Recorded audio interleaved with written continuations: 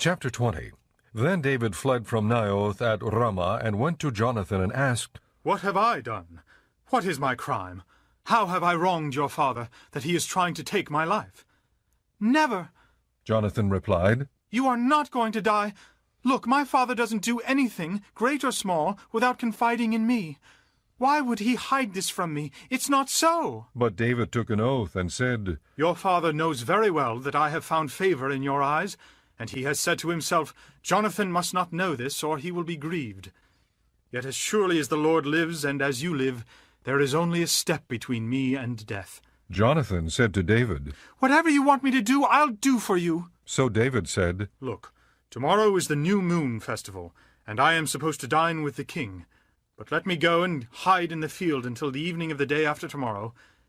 If your father misses me at all, tell him David earnestly asked my permission to hurry to Bethlehem, his hometown, because an annual sacrifice is being made there for his whole clan.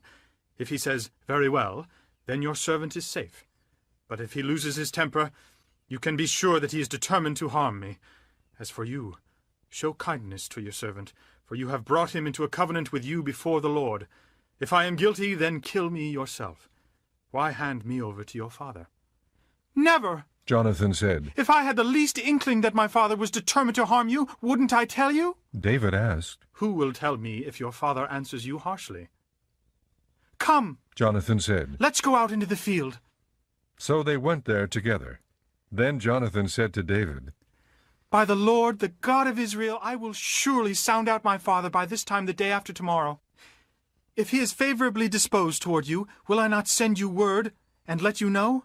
But if my father is inclined to harm you, may the Lord deal with me, be it ever so severely, if I do not let you know and send you away safely. May the Lord be with you as he has been with my father. But show me unfailing kindness like that of the Lord as long as I live, so that I may not be killed, and do not ever cut off your kindness from my family, not even when the Lord has cut off every one of David's enemies from the face of the earth. So Jonathan made a covenant with the house of David, saying, May the Lord call David's enemies to account. And Jonathan had David reaffirm his oath out of love for him, because he loved him as he loved himself. Then Jonathan said to David, Tomorrow is the new moon festival. You will be missed because your seat will be empty. The day after tomorrow, toward evening, go to the place where you hid when this trouble began, and wait by the stone Ezel. I will shoot 3 arrows to the side of it, as though I were shooting at a target. Then I will send a boy and say, Go, find the arrows. If I say to him, Look, the arrows are on this side of you, bring them here. Then come, because as surely as the Lord lives, you are safe. There is no danger. But if I say to the boy, Look, the arrows are beyond you, then you must go, because the Lord has sent you away. And about the matter you and I discussed, remember, the Lord is witness between you and me forever. So David hid in the field, and when the new moon festival came, the king sat down to eat. He sat in his customary place by the wall opposite Jonathan, and Abner sat next to Saul, but David's place was empty. Saul said nothing that day, for he thought, Something must have happened to David to make him ceremonially unclean. Surely he is unclean. But the next day, the second day of the month, David's place was empty again. Then Saul said to his son Jonathan, Why hasn't the son of Jesse come to the meal either yesterday or today? Jonathan answered, David earnestly asked me for permission to go to Bethlehem. He said, Let me go, because our family is observing a sacrifice in the town, and my brother has ordered me to be there. If I have found favor in your eyes, let me get away to see my brothers. That is why he has not come to the king's table. Saul's anger flared up at Jonathan, and he said to him, You son of a perverse and rebellious woman! Don't I know that you have sided with the son of Jesse to your own shame, to the shame of the mother who bore you?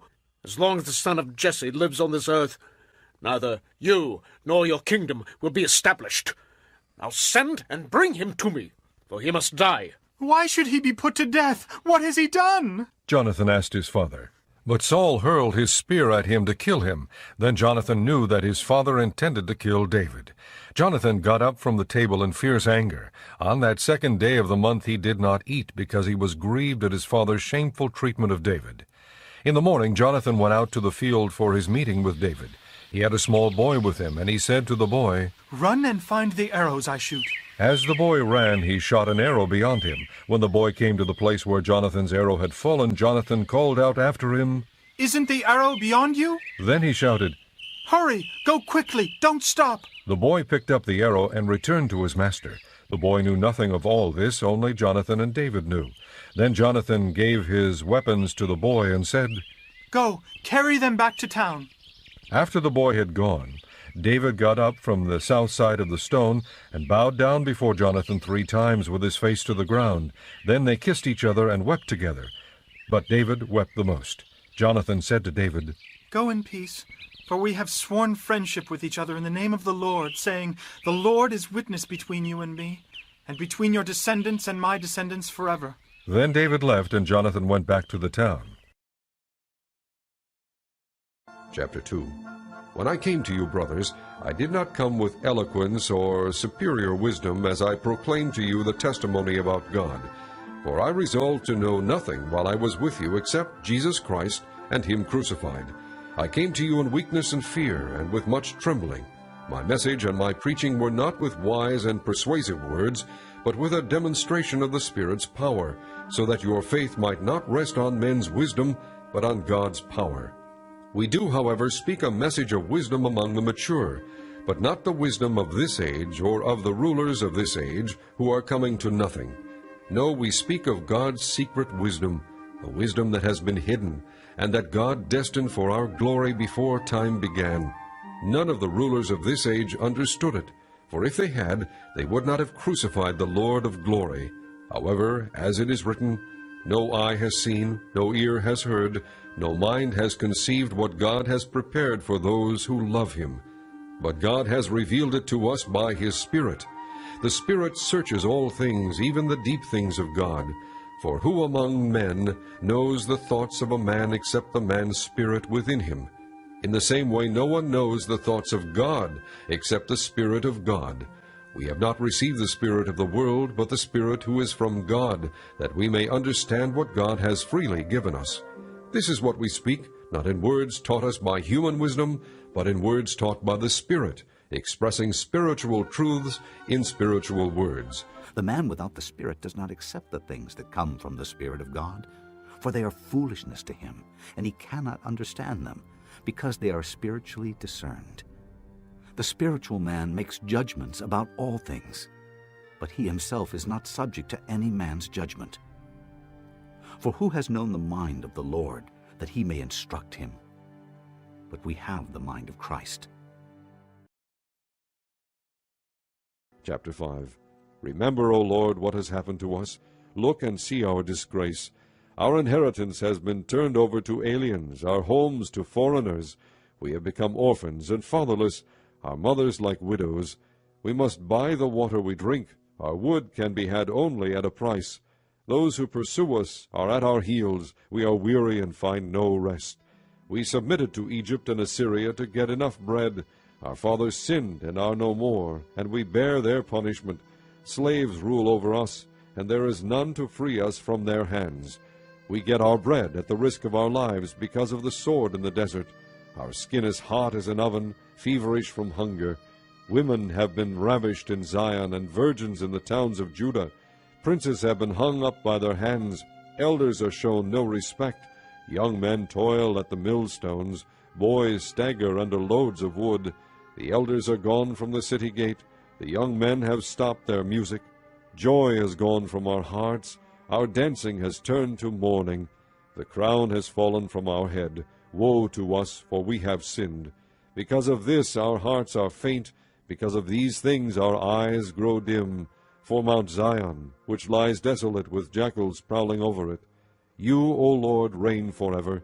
Your throne endures from generation to generation. Why do you always forget us? Why do you forsake us so long? Restore us to yourself, O Lord, that we may return. Renew our days as of old, unless you have utterly rejected us and are angry with us beyond measure. Psalm 36. For the director of music, of David the servant of the Lord. An oracle is within my heart concerning the sinfulness of the wicked. There is no fear of God before his eyes. For in his own eyes he flatters himself too much to detect or hate his sin. The words of his mouth are wicked and deceitful. He has ceased to be wise and to do good. Even on his bed he plots evil. He commits himself to a sinful course and does not reject what is wrong. Your love, O Lord, reaches to the heavens, your faithfulness to the skies. Your righteousness is like the mighty mountains, your justice like the great deep. O Lord, you preserve both man and beast. How priceless is your unfailing love! Both high and low among men find refuge in the shadow of your wings. They feast on the abundance of your house. You give them drink from your river of delights. For with you is the fountain of life. In your light we see light. Continue your love to those who know you, your righteousness to the upright in heart. May the foot of the proud not come against me, nor the hand of the wicked drive me away. See how the evildoers lie fallen, thrown down, not able to rise.